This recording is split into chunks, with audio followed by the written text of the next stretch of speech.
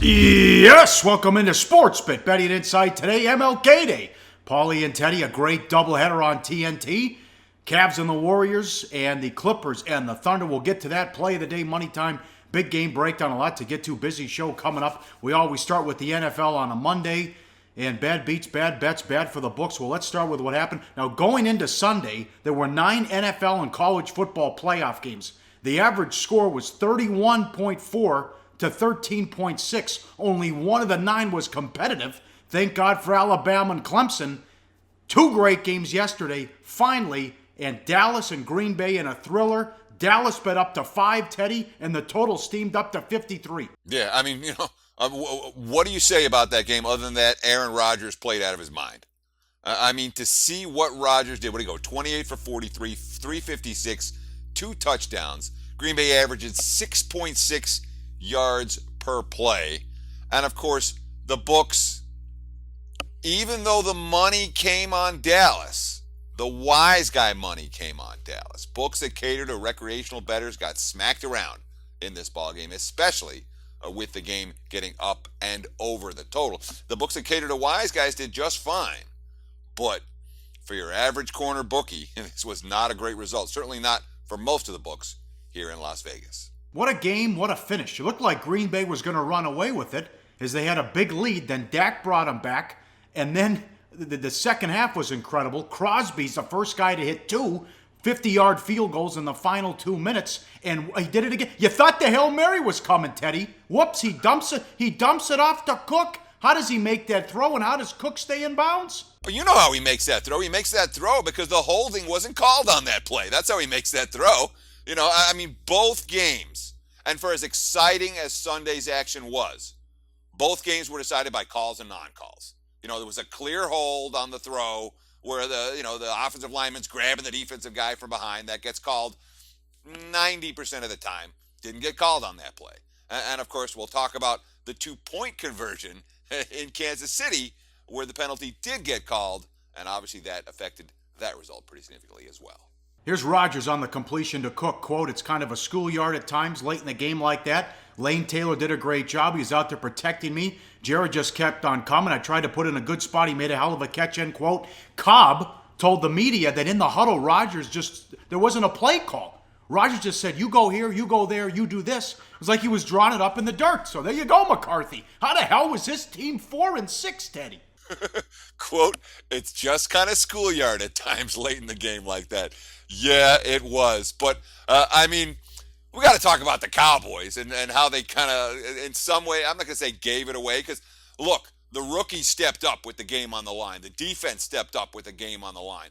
Dallas did a lot of things right in that contest. But with that clocking it on first down and saving the timeout, and all of a sudden they only have 2 opportunities, it was a very bizarre sequence, in my mind at least, for Jason Garrett and the Cowboys offensive staff, and saving the timeout to ice Crosby.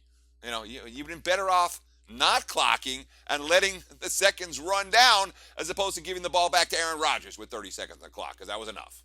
That was egregious. You can't burn it down there. It's the biggest game of the season. You can't just burn first down. And you're right, you saved the timeout for what? To ice Crosby? How about the first drive of the game? You have the best offensive line and a great running game, and you pass 3rd and 2. And then the confusion was contagious. How big was the 15-yard substitution penalty? That was a 35-yard difference. Actually, a 35-yard penalty because it wiped out a huge play that would have been deep in Green Bay territory. Then the coaches tell Aikman before the game, we're going to sub guys a lot. And Rodgers loves to do that and count guys and try to, as soon as you have 12 on the field, he's going to snap the ball. They tried to substitute. This is off a bye week that all this went wrong. And last but not least, Elliott has 22 freaking carries. What, you want him to have 50? More than 22. The Cowboys' offense wasn't the problem in that ball. They got away from the run too soon. They abandoned the run early. They were down 21-3. You're supposed to abandon the run there, and they rallied back. How can you blame them for that? I'm disagreeing with you on that. I don't think that Dallas lost because they didn't feed the ball to Elliott enough. They lost because they didn't execute on a 3rd and 20 play at the end, not because the offense didn't get the job done. No, defense was horrible. Absolutely horrible. Now, as a result, we've talked about maybe Dallas and New England, record handle, record ratings. The Super Bowl's in Houston. Look at this Darren Ravel tweet now. Oh, no. Yeah, the retail market slumped moments after the Cowboys lost to the Packers. They were saying that the cheapest ticket to Super Bowl 51 before the game was at $4,200. After the game, it was at $3,300. Tickets in the lower end zone dropped 18%. So the ticket brokers were hoping that the Cowboys would be playing their first Super Bowl in 21 years in Houston. That's not going to be the case. Ticket prices, they're a market, just like the point spreads are, decline right away. So we almost had overtime in both games. Then you get a game that hurt our feelings. The Chiefs at home against the Steelers. Chiefs have not won a home playoff game since '93. That's the risk you take when you bet on Andy Reid in a big game. Careless with the timeouts, bad decisions down the stretch. I can't believe he didn't go onside, although they looked like they were going to get the stop on third down. KC bet up from Pick'em to 2.5. Total 46 down to 45.5. Game day money for the Chiefs in the over. The Chiefs had 227 yards of offense. The Steelers become the 6th team in NFL history to win a playoff game without scoring a touchdown. Yeah, and I mean, it wasn't like Pittsburgh didn't move the football. Their first 8 drives, they had 1 punt, and they were inside the Kansas City 30-yard line 7 times. And with all of that, they did not come away with the touchdown. They win the total offense battle by, about 150 yards. But it was Kansas City, obviously, with the red zone execution. They had only 2 touchdowns in the game. The second one coming on a drive where they got not 1, but 2 of 4th down conversions. But we talk about Le'Veon Bell as being the most dynamic offensive weapon. What do you have, $170 on the ground rushing? Antonio Brown, another, his 4th consecutive playoff game with over 100 yards receiving. Pittsburgh deserved to win probably a lot easier than they did, but I mean, the holding call and the 2-point conversion, that's the difference in the game. And of course, with that holding call, it means period. The Chiefs can't cover after that, because if they kick, they're going to kick the game-winning field goal and only win by a single point. I got to be honest, I thought it was a good call. I thought it was a hold on Harrison, who we talked about on sportsBIT. He's been unbelievable with this 9-game, since they had the 9-game winning streak. They shut down Kelsey. They contained Tyreek Hill. After the game, Kelsey said it was horse shit, and the guy shouldn't have been allowed to work at Foot Locker, who made the call. I thought it was the right call. Of course he's going to say that. It was... I don't like calls that decide games, and that was a call that decided the game. So I have a propensity to be against it. Plus, we had KC here on the show, so I wasn't real thrilled with that call. Not even a little bit, Pauly. So, but was it a hold? On any given play, you can probably call a hold again and again. I didn't think it was egregious enough to change the game in that situation. But that's just my opinion, and that's a biased opinion because, again, I had a little bit of KC in my pocket. Yeah. Who knows? Maybe we're going to overtime in that one. Let's go to Saturday now. Plenty of Atlanta money. Bet from 3.5 up to 6.5. They pounded the total. Atlanta's played every home game has gone over. Total went up to 51.5. Bad result for the house all the way around. Now Seattle had a 9-minute drive to start the game, Teddy, which resulted in a touchdown. But the hold on the Devin Hester return changed everything, because after the hold, they were backed up and he got the safety. Yeah, and think about the difference, okay?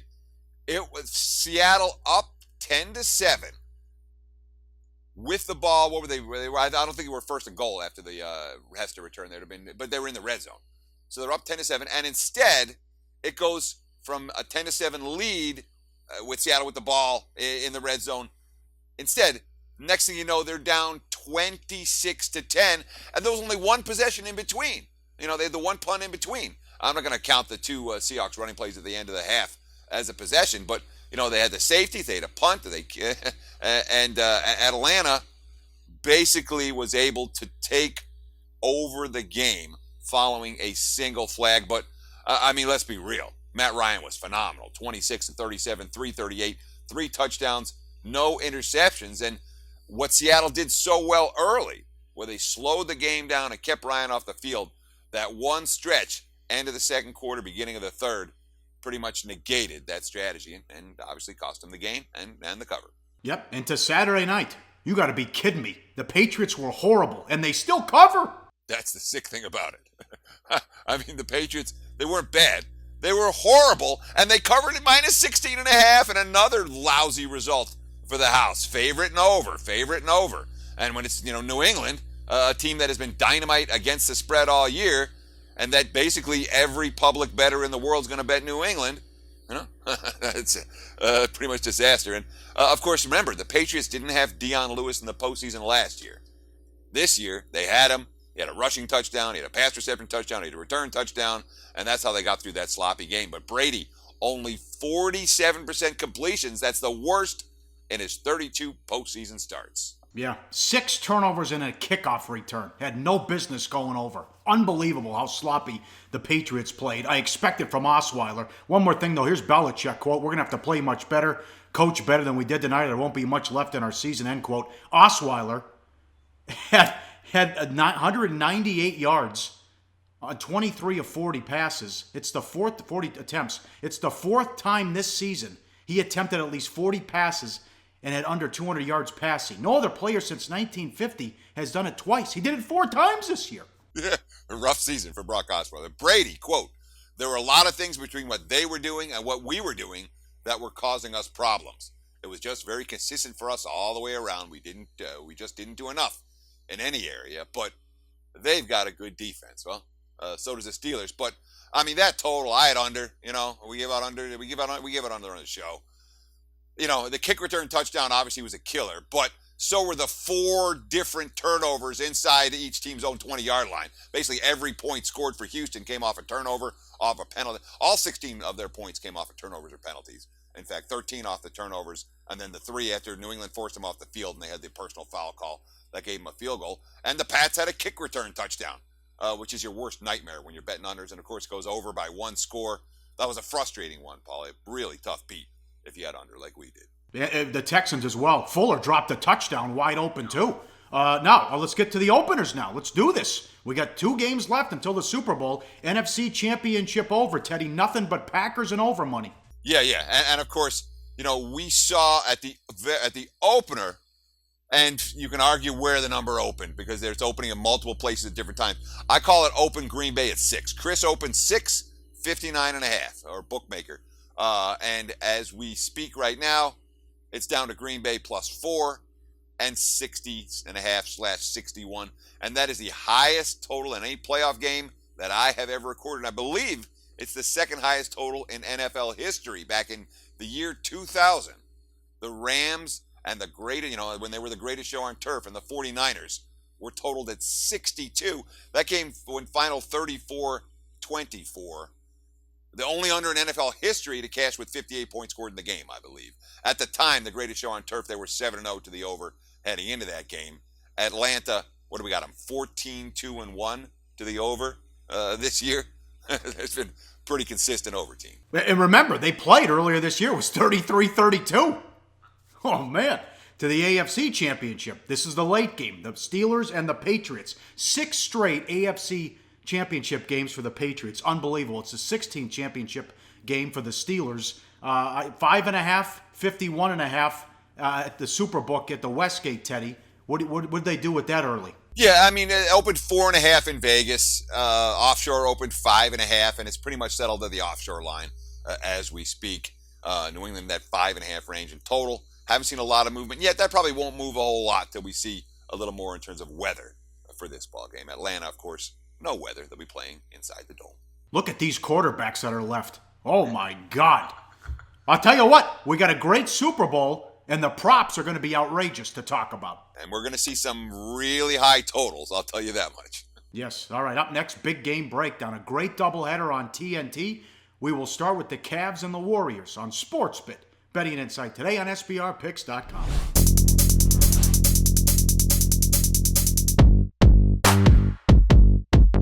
That's right, the 8th annual SBR Forum Bash will be held at the breathtaking all-inclusive Hard Rock Hotel in Punta Cana on Super Bowl weekend. Join Natalie Rydstrom and the Odds Couple as they mingle with SBR pros and have fun under the sun. Stay tuned for video coverage of Bash activities, including a $5,000 poker tournament sponsored by uwager.eu. Only on SBR, your sportsbook authority since 1999. Back on SportsBIT, Betting Insight today. Follow us on Twitter at Pauly Howard, at Teddy_covers. Good information coming up in the deep dive as well on what to do on MLK Day with some totals. We'll get to that coming up. As always, live odds, sportsbookreview.com. Game 1 of the doubleheader on TNT. Great game. Cavs and the Warriors. Warriors 7.5, 225.5 the total. Cavs 11-7 on the road straight up. 2-7-1 ATS the last 10. Warriors on a 2-8 run ATS. Maybe they only get motivated when they play each other. Remember, Christmas Day, 109-108. Cavs get the win. Golden State blew it again. Bad enough they're up 3-1 in the finals and spit it up. They're up 14 in the fourth quarter. Silly turnovers, and Kerr was pissed. Yeah, he sure was. I mean, the Warriors, had 19 turnovers in that game compared to 12 for the Cavs. LeBron, 31 points, 13 boards, but Durant was a monster in that contest, 36 and 15 boards. You talked about Kerr being pissed off. You're absolutely right. Listen to this quote. "We had a chance to put them away. We had several bad possessions in a row. We had too many turnovers. We had control of the game, and we did not execute at all in the fourth quarter." It's a great tape to look at. It will be quite valuable for us to look at that tape because we know we let it slip away just like they let the title slip away last year after Draymond Green got suspended. Yep, Cavs in the last of 6 straight on the road across 3 different time zones. They look tired. They've been playing tired, and they have a ton of issues on the road, too. Well, I mean, you talk about some of the point spread failures for both of these teams. And with Cleveland, I think the point spread failures have more to do with a lack of continuity, where Kyrie Irving's been in and out of the lineup, or where they're trying to put fit Kyle Korver in, and he's had some troubles adjusting, although he finally got going in their last ball game. You've had Kevin Love in and out. You've had a number of different pieces, moving pieces for Cleveland at a time of year where they don't want that. And I think that's been their biggest issue of late, that and the lack of practice time. For Golden State, I mean, 2-8 against the spread in their last 10. It's tough to make money betting the Warriors right now. It is, simply because they are priced not just as a good team. Look at this point spread. They're laying 7.5 to Cleveland. They're not being priced as a good team. They're not being priced as the best team. They're being priced as a historically good team. When you have teams like that, the only time you're going to make money with Golden State in general is with spot plays, although there's certainly a spot that's likely to have their attention. Yes, more on this coming up in the play of the day.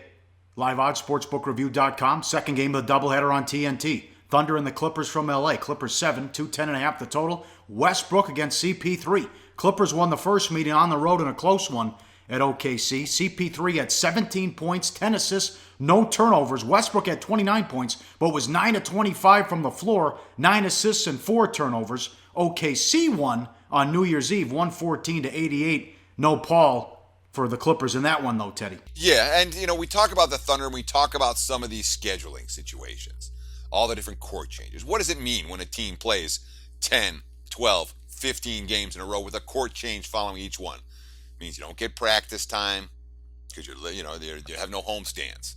It means that you're never really, you know what it's like when you're traveling around and you're in different time zones. If you don't know what it's like, it can be very disconcerting. It will eventually start to wear on you. Why am I talking about this? The Thunder, now up to their 15th straight game with a court change. And of course, they have Clippers tonight, then they have Golden State on Wednesday, and then they have, I think, another 5 or 6 more games before they get 2 in a row. It's a brutal schedule. It's brutal. Yeah, it really is. So the issue for Billy Donovan is that if this one gets away early, does it become time to wave the white flag and hold back some of the key cogs for Wednesday? Because that is certainly a possibility here, because the Clips, certainly the much fresher of these two teams. Oh, yeah, you nailed it. Home for over a week. Only the second game in 5 days. 2 more days off after this. DeAndre Jordan having a big cycle here. 108 rebounds in his last 8 games, despite never playing more than 37 minutes in any of them. Up next, the deep dive. Good information on MLK unders, and we'll get to the play of the day on SportsBIT. Betting Insight today on SBRPicks.com. Research before you bet. Be sure to check out SBR Picks for the best game predictions, breakdowns, and much, much more. Back on SportsBIT, Betting Insight today. Money time play of the day coming up quickly with the deep dive MLK Day. A lot of games, usually smaller crowds and early starts, Teddy. Yeah, okay, so here's the theory, all right? The theory is that the early start games on MLK Day stay under. And I remember this, again, I've been in Vegas since 1998. And this theory started to take hold, I don't know, about maybe 3-5 years after I came in. And there were a couple years where people went nuts betting unders on all of these games because the theory is that everyone's going to come out sluggish. NBA players live a night lifestyle, a late night lifestyle. When all of a sudden you've got to be on the floor at 7 o'clock or 9 o'clock or even 11 o'clock in the morning makes a big difference in the pace of play. And of course, the crowds tend to be a little bit smaller for those day games on MLK Day, which means less energy in the arena. And in theory, the games are supposed to go under. And what happened? So 2 years ago, all right, unders go 7-1 in those early start games against the opener. So the theory, again, it gets all this weight, and people are paying attention. It was 6-2 against the closer. So what happens last year? The markets, again, they bomb away to the unders. As soon as the numbers come up, under. Look at the scoreboard results. What do you have? A fair few games going under, but 2, of course, go into overtime, and then double overtime, and end up going over the total as a result. So your databases aren't going to show necessarily how low scoring those games actually were in regulation. But the graphic clearly shows that once again last year, we're looking at a steady diet of A, under money that comes in on game day on MLK Day for the early start games, and B, relatively slow paces in these games that warrants all of that under money. Yeah, so these early starts, you look on paper, it's like, wow, this could be a lot of high-scoring games. You got Atlanta and the Knicks, you got Portland and Washington. How'd the odds makers adjust this year? Well, all we've seen is the openers. We haven't seen any movement off the openers as we record. We're still missing lines for 2 of the 5 day games for today, but Portland, Washington at 220, Philadelphia, Milwaukee at 206.5, New Orleans, Indiana at 214, all games that aren't expected to be relatively sluggish affairs, and all teams that like to get up and down the court. When you talk about the Wizards, the Blazers, and the Bucks, and the Pelicans right now. So, the odds makers are not asleep on this particular trend. And when they see this type of action, what happens? You see adjustments. But I wouldn't be surprised at all, Pauly, if we see the markets really try to crash these under again, just like they did last year, where all the games, every single early start game, took under money. And that could eventually lead to some games perhaps being set too low because we're not talking about great defensive matchups for the majority of these early start games. And even the 2 games without lines. Denver doesn't play a lick of defense. The Knicks haven't played a lick of defense in weeks. So all of those factors mean that we're going to see some very high openers. We're interested to see how the markets move them. Yes, excellent information there. And as luck would have it, you got a lot of teams with high-powered offenses meeting up and going against each other today. Jimmy Vaccaro tomorrow to recap how the books did and preview the championship games. Money time, play of the day. Let's get back on track. Betting number 514. We're going to lay it with the Warriors, -7.5. Tired Cavs defense could end up being flat-footed most of the night. We talked about the long road trip, and let's be honest. Golden State was up 14 in the fourth quarter on the road on Christmas. They fell asleep, silly turnovers, shooting too many threes. There'll be double revenge mode here in this one. Lay it with Golden State. That's the play of the day. Hey, 11 of the last 12 years now with teams lost off the bye. That continues. What a weekend it was in the NFL. We finally got 2 great games on Sunday, and we'll recap everything coming up with Vaccaro and preview these games and a good college basketball schedule the rest of the week. We'll talk to you at the end. And don't forget the Thursday chat now. Every Thursday with the chat. We're looking forward to that too. Thanks for the participation on SportsBIT. Betting Insight today on SBRPicks.com.